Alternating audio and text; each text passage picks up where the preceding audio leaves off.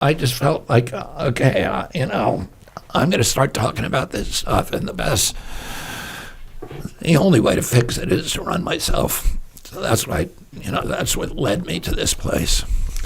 And obviously the Democratic nomination didn't work out. Speaking of mafia, right? I almost did a spit take.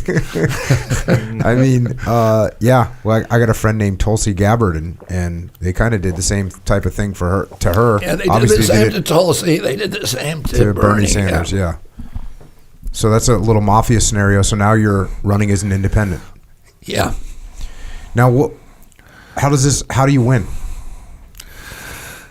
Well, the first challenge is getting a VP, because I can't get signatures in half the states without having a vice president. So, the other parties don't have to get vice presidents till August, but I have to get one now.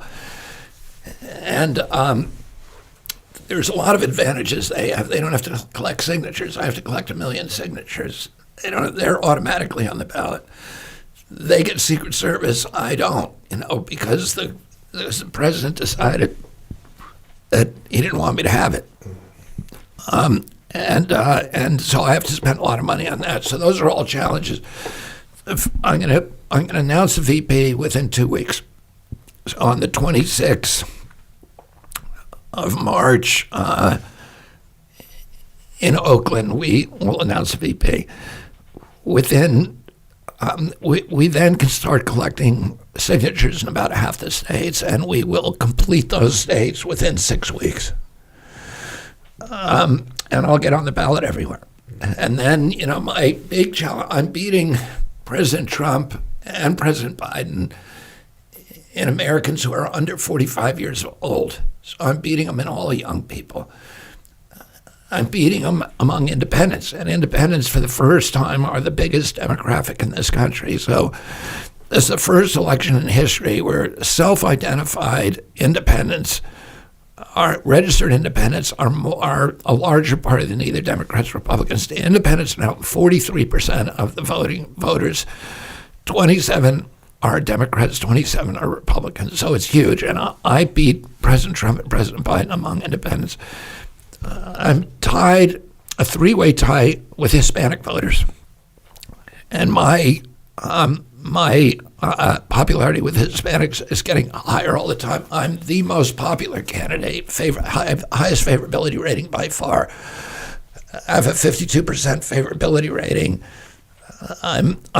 I think 20 points in the black. In other words, 20 points net favorability. So when you measure my favorability, nobody else is even, 5 points. I'm 15 points ahead of anybody on favorability.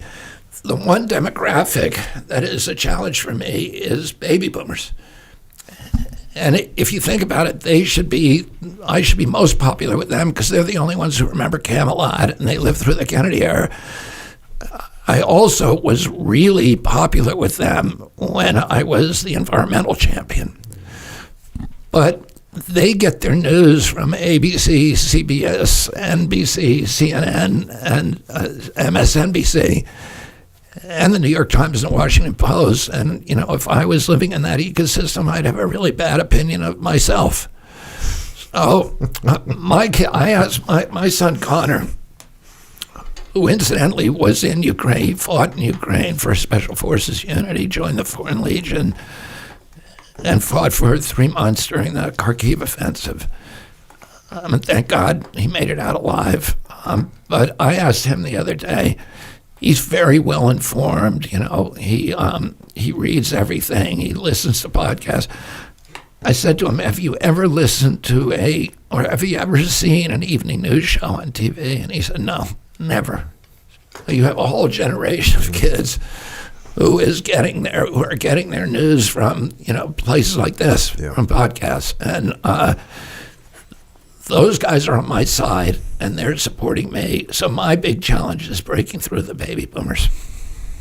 Yeah, that is a very strange place to be, where the generation that should know you the best is not on board. And yeah, you're right. It's because they're not on board with the new forms of media, and they're being fed whatever's to them, I'm a wacko, anti-science, anti-vaxxer, Crazy person, conspiracy theorist. Check, and check. Well, I would advise people. You just did a State of the Union, or I think you called it "How I See the State of the Union" or "The State of Our Union," something along those lines. Yeah. It's on your YouTube page. That's a really good piece to go check out. You, like I said, you were on the All In podcast. You've been on Rogan's podcast. You've been on Theo Von's podcast a couple times, yeah. And they put his back up because they took him down for a while. And so there's so much information out there about you, and I would recommend people go and listen to those because they can learn more about you. Clearly, the books that you've written, there's great information. The book that I covered today, American Values, fantastic book to read. And then, like I said, the Wuhan cover-up, and then the real Anthony Fauci. Those books are filled with information that you might want to check out if you don't understand these things or if you have questions. So I think that's probably gets us to a pretty good spot. Does that get us up to speed? Yeah. People can find you, Kennedy24.com. You're on Instagram. You're on what I call Twitter X. That's a good thing because there's no way to talk about it if you don't call it Twitter or tweeting. Yeah, so Instagram, Twitter X, and Facebook, you're at Robert F. Kennedy Jr.